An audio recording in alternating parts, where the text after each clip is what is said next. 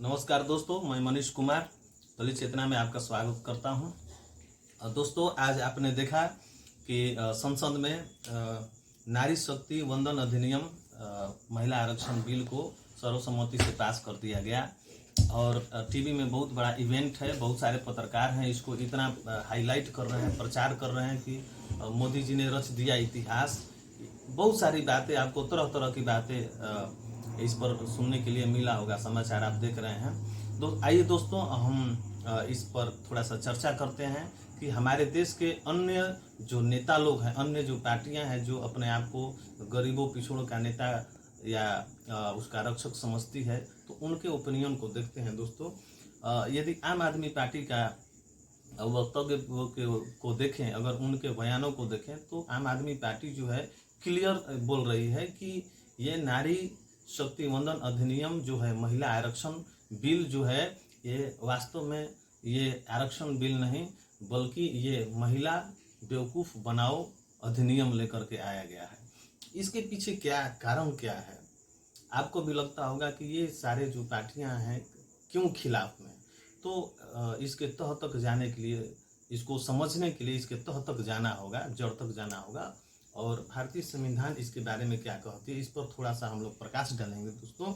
और देखेंगे कि जो हमारे देश में कई बार जो संविधान में संशोधन हुआ है, उसमें से 128वां जो संशोधन हुआ था, और उसके अनुसार क्या बोलते हैं, सेक्शन 5 का आर्टिकल 332A में 334A में कहता है कि कभी भी जब आरक्षण लागू किया जाता है तो उससे पहले उस समुदाय जिसको आरक्षण देना चाहते हैं उसकी जनगणना होती है और जनगणना के आधार पर उनको आरक्षण दिया जाता है। जबकि हमारे देश में अभी जनगणना हुआ नहीं है, जो कि 2026 में होगा। लेकिन पहले ही ये आरक्षण लाने का जो प्लानिंग है, जो बातचीत है, ये अफवाह है और कुछ नहीं है। ये बिल तो पास करा देंगे लेकिन ये लागू नहीं कर पाएंगे, क्योंकि ये 2026 में जनगणना होगी। 2026 27 साल भर, 2 साल ऐसे भी लग जाता है, तो 2 साल लगेंगे इसके रिपोर्ट आने में। उसके बाद में इसके आधार पर उनको आरक्षण दिया जाएगा।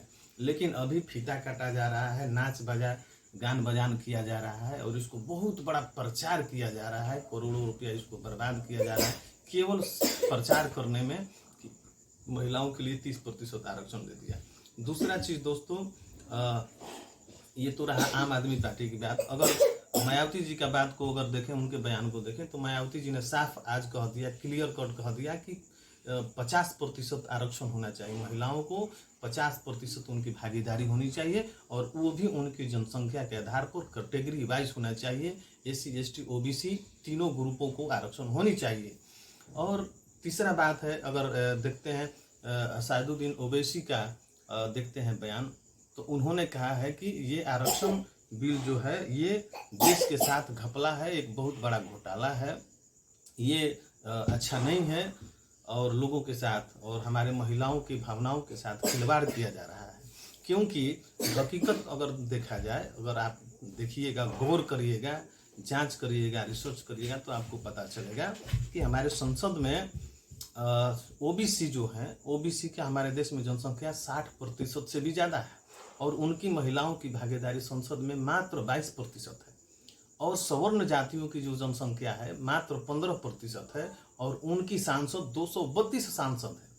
तो इससे आप अंदाजा लगा सकते हैं कि कितना बड़ा खिलवाड़ हो रहा है। और आज मैंने देखा मनोज झा जी का संसद में बहस हुआ। मनोज झा जी ने कहा कि हमारे धर्मों में आप आरक्षण तो दे रहे हैं, 30% आरक्षण की बात आपने कर दिया, लेकिन उसमें SC और ST की महिलाओं का क्या होगा? SC और ST की महिलाओं का स्थान क्या होगा? क्योंकि जिनके लिए SC और ST के लिए जिनको हमारे जो धार्मिक किताबें हैं, हमारे धर्म शास्त्रों में भी उनको कोई जगह नहीं दिया गया, कचरा के भाव में उनको समझा गया है, हर जगह में उनको सताया दबाया प्रताड़ित किया गया है। और वैसी महिलाओं के लिए सरकार क्या कर रही है? तो ये जो जाति है, SC ST जो लोग हैं, इस समाज के जो लोग हैं, धर्म से लेकर के समाज से लेकर के सरकार तक हर जगह में दबाए गए हैं दोस्तों।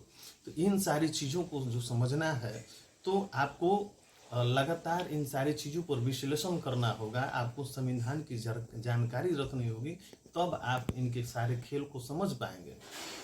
दूसरा चीज़ ये है कि यदि ये 2027-28 तक में अगर ये अधिनियम लागू होता भी है तो इसमें क्या होगा कि जैसे कि पहले के जो आरक्षण दिए गए थे, जिसे जैसे मैंने पिछले बार में आपको बताया कि जनसंख्या के आधार पर ओबीसी की जनसंख्या 60% से ज़्यादा है, लेकिन फिर भी महिलाओं की योगदान जो है, भागीदारी जो सिर्फ 22% है, और सवर्ण जातियों की महिलाएं 232 सांसद हैं। तो उसी तरीक़ा से ये जब लागू होगा 2027-28 में, तो इसमें भी ओबीसी की जो जातियां हैं, ओबीसी की जो महिलाएं हैं और ये जो SC ST की महिलाएं हैं, ये लोग चाहे कि तहे पड़ी रह जाएंगी और सीट मिलेगा केवल सवर्ण जाति की महिलाओं को, और वे लोग सांसद में जाएंगे। इस प्रकार से ये भारतीय संविधान के ऊपर में खिलवाड़ किया जा रहा है दोस्तों।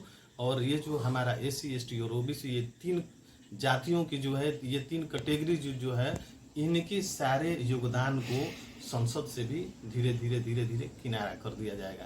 रह जाएंगी केवल मूर्ति मात्र कुछ जो सांसद हैं, जो पैर छूने वाले हैं, माला पहनाने वाली जो हैं, जो महिलाएं सांसद हैं, तो वैसे ही लोग बच जाएंगे जो आपके खिलाफ में ही बात करेंगे, आपके हक और अधिकार के लिए कभी कोई आवाज़ नहीं उठाने वाला है। जैसे आप लोग को मालूम है, ये हमारे जो महिला पहलवान लोगों ने कई दिन तक धरना दिया, उसके लिए सरकार ने क्या किया? कितने महिलाएं सांसद हैं? आपकी कितनी महिला सांसद है बताइए? SC ST OBC कितने महिला सांसद है? किसने आवाज उठाया बताइए? 232 सांसद तो उनकी हैं, स्वर्ण जातियों की हैं। इसलिए दोस्तों, आपका हक, आपका अधिकार और आपके बात को कोई उठाने वाला नहीं है दोस्तों। इसलिए अपने हक और अधिकार के बारे में जागरूक होइए, संविधान को पढ़िए, सोशल मीडिया से जुड़े रहिए और बोलना सीखिए दोस्तों, बातचीत करना सीखिए, तर्क वितर्क करना सीखिए, तब आपको सच्चाई सामने आएगा। तो मैं आप लोग से एक बार फिर से गुजारिश करना चाहता हूं कि यदि आपको ये हमारा वीडियो अच्छा लगा तो कृपया लाइक करें, सब्सक्राइब करें और अपने भाई को सपोर्ट करें, और ऐसी ही वीडियो देखने के लिए लगातार हमारे साथ जुड़े रहें। धन्यवाद।